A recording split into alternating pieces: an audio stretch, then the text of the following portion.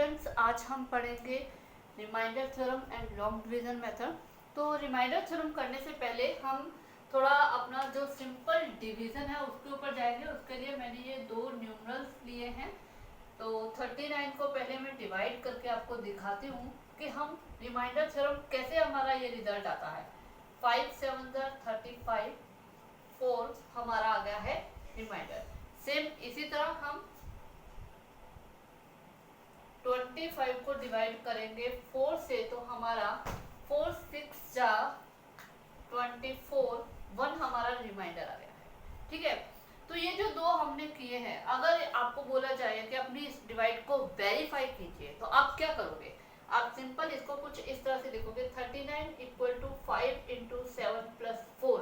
अगर इसका रिजल्ट भी 39 आता है तो आप बोलोगे हमारा रिजल्ट सही है। सेम इसी तरह 25 इक्वल टू 4 इंटू 6 प्लस 1। ठीक है, तो ये जो दो हमने वैल्यूज लिखी हैं, इन दोनों में हमारे पास क्या है कि एक सिमिलैरिटी आ रही है। सिमिलैरिटी कैसे? ये 39 और 25 हमारे डिविडेंड हैं, 5 और 4 हमारे डिवाइजर हैं, और 7 एंड 6 हमारे क्वोशंट्स हैं, and 4 and 1 are the remainders. ये सब हैं। ठीक है, तो ये आप देख रहे हो, इससे हमारे पास एक फिनोमिना बन गया, dividend equal to divisor into quotient plus remainder. यानी कि ये हमारे पास जो फिनोमिना, जो रिजल्ट हमारे पास बन गया है, यही रिमाइंडर थ्योरम होती है कि जब हम डिवाइड करते हैं तो जो हमारे पास रिमाइंडर बचता है उसको हम इस तरह से लिख सकते हैं, डिविडेंड को डिवाइजर इनटू क्वोशंट कर उसमें रिमाइंडर ऐड करके लिख सकते हैं। यही हमारी रिमाइंडर थ्योरम होती है, जो कि हम तो dividend divisor into quotient plus remainder करने से हमारा आता है। अब इसको अगर हम पॉलिनोमियल में लिखेंगे तो हम कैसे लिखेंगे? पॉलिनोमियल में इसे लिखने के लिए क्या आएगा हमारे पास? डिविडेंड को हम p ऑफ x पॉलिनोमियल की फॉर्म में लिखेंगे। इसी तरह डिवाइजर को g ऑफ x, क्वोशंट को q of x and remainder को r ऑफ x। ठीक है, तो ये हमारा पॉलिनोमियल में बन जाता है एक फिनोमिना लिखने का एक तरीका। ओके, तो ये ऐसे है। तो अब हम आते हैं, तो ये हमारी रिमाइंडर थ्योरम है जिसका आगे अलग अलग हम पॉलिनोमियल के डिवाइड में यूज करते हैं। तो अब हम आते हैं लॉन्ग डिवीजन मेथड पे। लॉन्ग डिवीजन मेथड के लिए क्या होता है कि सबसे पहले तो हमारे पास ये दो पॉलिनोमियल मैंने ली है। ठीक है, इनको हमें डिवाइड करना है। तो डिवाइड करने के लिए हमें क्या देखना पड़ता है? हमें ये देखना पड़ता है कि इन दोनों में से किसे हम डिविडेंड लें और किसे डिवाइजर लें। तो ये देखने के लिए आपको क्या देखना है कि जिसकी डिग्री ज्यादा होगी वो हमारा डिविडेंड होगा, और जिसकी डिग्री कम होगी वो हमारा डिवाइजर होगा। तो हमारे पास यहाँ से क्लियर कट है, इसकी डिग्री 4 है और इसकी डिग्री 1 है, तो नेचुरली ये हमारा डिविडेंड है। 3x4 minus 4x³ minus 3x minus 1 divided by x minus 1।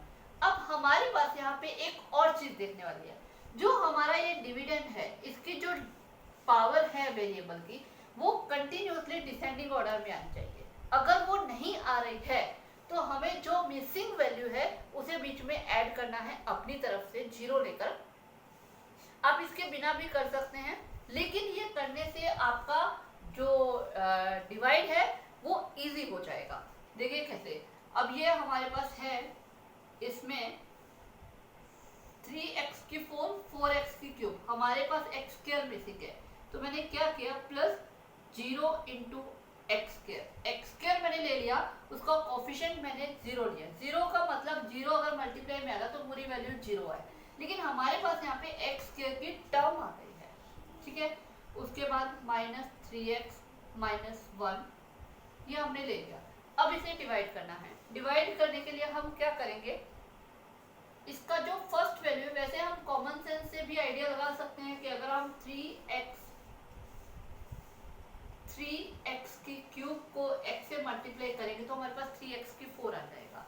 लेकिन कॉमन सेंस से लगाना थोड़ा टफ भी हो सकता है, तो एक सिंपल मेथड है हमारे पास, जो हमें लेकर आना है इसे हम रफ काम में ऊपर लिख लेंगे, और जो हमारा डिवाइजर है उसकी फर्स्ट वैल्यू को हम नीचे लिख के इन दोनों को हम कट करके रिजल्ट निकालेंगे, उसे हम क्वोशंट लेंगे। तो आपको पता है कि जब हम इस तरह से डिवाइड करते हैं तो तो जो पावर है वो सब्ट्रैक्ट होती है, तो यहाँ पे 4 माइनस 1 करके हमारे पास 3x की क्यूब आ गई है। तो 3x की क्यूब हमारा क्वोशंट आ गया। अब ये जो हमारे पास क्वोशंट आता है, इसे 1 बाय 1 हमें डिवाइजर में जितनी भी टर्म्स हैं इन्हें 1 बाय 1 सबसे मल्टीप्लाई करना होता है। तो यहाँ पे हमारे पास दो डिवाइजर है, दो टर्म्स हैं, तो पहले मैंने इससे मल्टीप्लाई करेंगे तो हमारे पास 3x की 4 आ जाएगा। फिर 3x की क्यूब को 1 से मल्टीप्लाई करेंगे तो माइनस 3x की क्यूब आ जाएगा। ठीक है, अब यहाँ पे हमें एक और चीज ध्यान रखने वाली है कि हमेशा लाइक टर्म को एक साथ लेना होता है।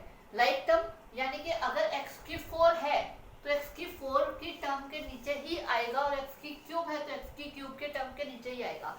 इसीलिए मैंने मिसिंग वैल्यू को बीच में दिया था कि जब x स्क्वायर की टर्म आएगी तो वो आराम से इसके नीचे आ जाएगी, हमें उसे अलग से ट्रीट करने की जरूरत नहीं पड़ेगी। तो ये मैंने ले ली है। अब हमें यहाँ पे क्या करना है, जो नीचे वाली टर्म जो हमारी अभी मल्टीप्लाई करके हम लेकर आए, इसके हम साइन चेंज करेंगे। प्लस है तो माइनस कर देंगे, माइनस है तो प्लस कर देंगे। ठीक है, तो इसका ऊपर वाली टर्म से कोई लेना देना, जब हम साइन चेंज करेंगे हमें सिंपल नीचे वाली देनी है, इसके आगे कोई नहीं, तो यानी प्लस का साइन है तो हमारा अब जो नया साइन आएगा वो माइनस हो जाएगा।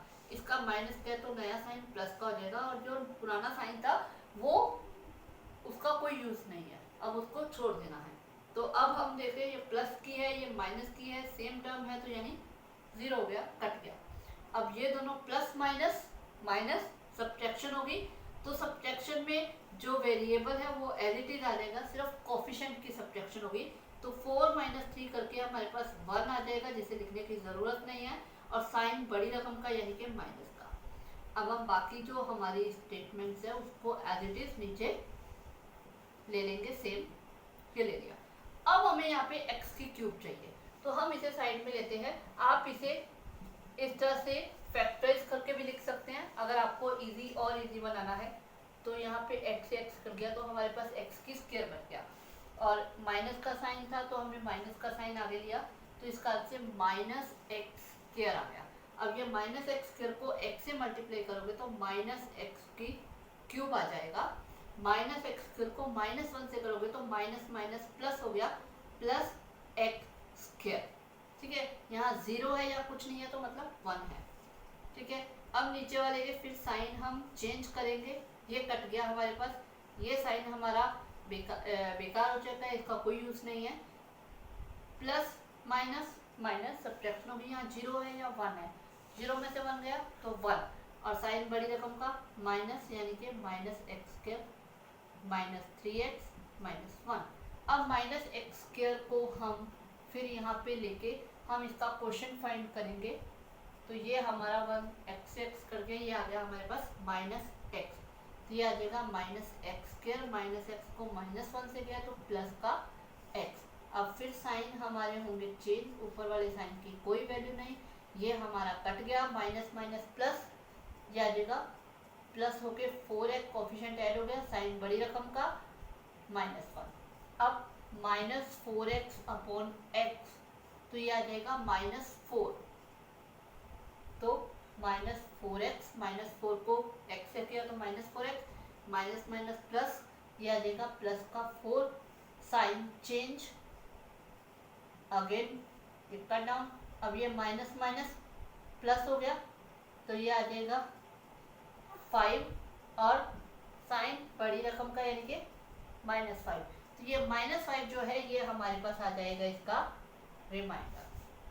ठीक है, तो ये होता है लॉन्ग डिवीजन मेथड, जिसमें हमें क्या क्या चीजें ध्यान में रखनी है। पहली चीज, लाइक टर्म के नीचे लाइक टर्म आएगी।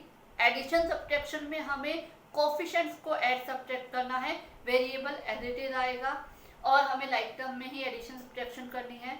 और हमें यहाँ पे ये बनाते समय ध्यान रखना है कि हमें इसे डिसेंडिंग ऑर्डर में लेना है। अगर हमारे पास कोई वैल्यू मिसिंग है तो हम उसे पहले से जीरो कोफिशिएंट लेकर ले लेंगे। ओके, तो हमें इस तरह से ये लॉन्ग डिवीजन मेथड ध्यान से अगर आप करोगे तो कभी कोई प्रॉब्लम नहीं आएगी।